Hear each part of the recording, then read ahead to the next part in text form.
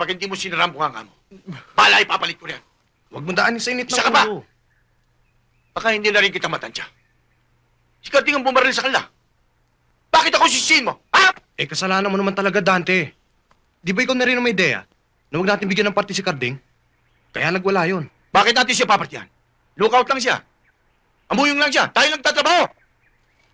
Yan nga ang gusto ko paliwanag sa'yo, Dante. Bago natin pinasok ang pabrika, maliwanag ang usapan. Parehas ang partihan. Lahat magkakaroon. Usapan lang yun. Para hindi tayo magtalo pa. Kung meron dapat sisihin, sina Alex at Gomez din. Malalakas ang loob, pero mahihina naman ang mga tuhod. Gusto nilang paglaro si Carding, ha? Sila natin mo. Anong plano mo ngayon? Antikin ba natin si Carding? Hindi na. Kaya may kailangan sa akin. Yan na mismo lalapit sa atin.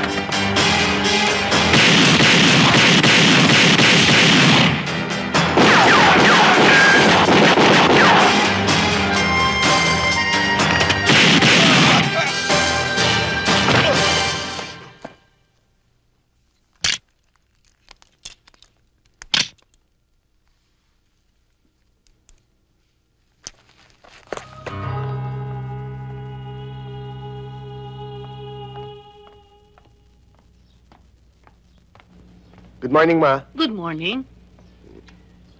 Inuulit ko, iho. Iwas ng konti sa gulo. Remember, your mama has a reputation to protect. At tandaan mo, ang nagmamadali sa buhay, maagang namamatay. Eh, Ma, meron din namang gulong hindi niya hinahanap kung saan dumarating. Ma, meron din naman akong reputasyon na pinoprotektahan, di ba? Binata na anak niyo, Ma. Iba na rin nag-iingat, iho. Ah, siya nga pala. Tuloy ba tayo mamaya? Mamaya, pagkatapos ng hearing mo, susundin kita, mag-lunch tayo. Ah, sige.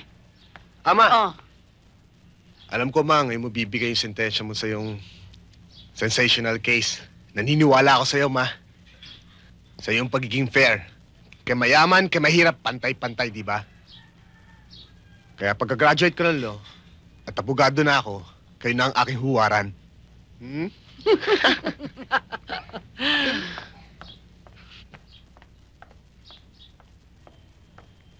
Idol, this court has allotted enough.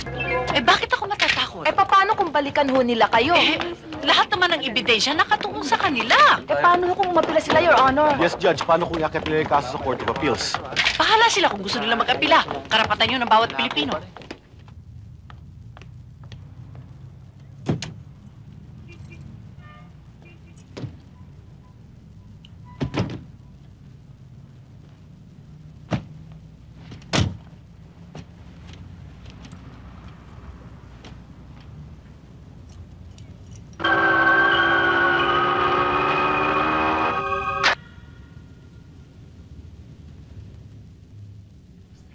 It's not the end of the world for you, Angelito.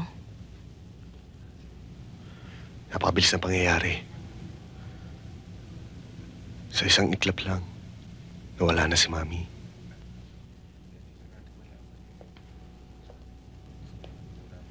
Huwag ka maglala, Angelito. Hindi ako titigil hanggat hindi ko nabibigyan ng katarungan ng pagkamatay ng Mami mo.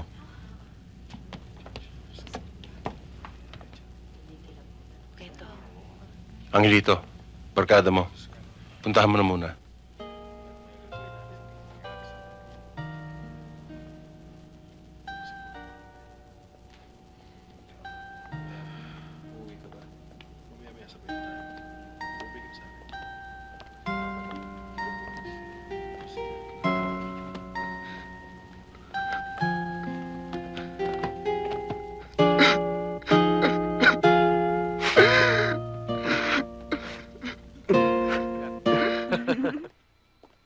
is at the moment an alarming increase in the incidence of terrorist assassinations and other criminal activities in our district.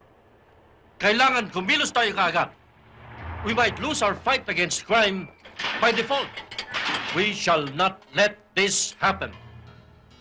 Our unit of secret marshals is at its fighting best, but we are also faced with various problems at the same time. We have organized drug-related crimes, sparrow killings, bank robberies, hold-ups. We must harness our unit to pinpoint its priorities.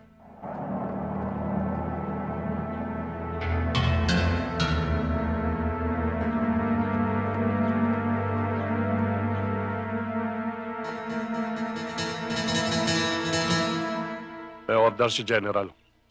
Pinakukuha ko ng bagong grupo. Bakit, sir? Hindi ba siya resisyan sa performance namin? Hindi sa ganon. Kaya lang lumalala ang sitwasyon. Nagkalat ng mga loose firearms. Pati ang mga Sparrow unit. Lumalakas ang loob. Tingnan mo nangyari kay Captain Espino. Eh, anong grupo iniisip ni General, sir? Expand na lang natin ang grupo nyo ng Secret Marshals. 4 na kayo ngayon. Dagdagan mo pa ng 7 para makabuo ng squad. Eh, sir, saan kami kukuha ng tao? Mag-recruit ka. Kahit mga rookies. Mas gusto ko nga mga bago eh. Hindi sila kilala sa underworld na mga Sparrow. Pati na mga kasamahan natin sa departamento. Out of several hundreds, ito lang ang nasala natin. Hindi kanya-kanya na tayong lakad ngayon. Sir, kami na akong bahala ni Carding doon sa iba. Good. Ang matitira kami na ni Jen. Tiniente, kailan ho ba ang deadline natin? As soon as possible. Pero hanggat maaari, within 2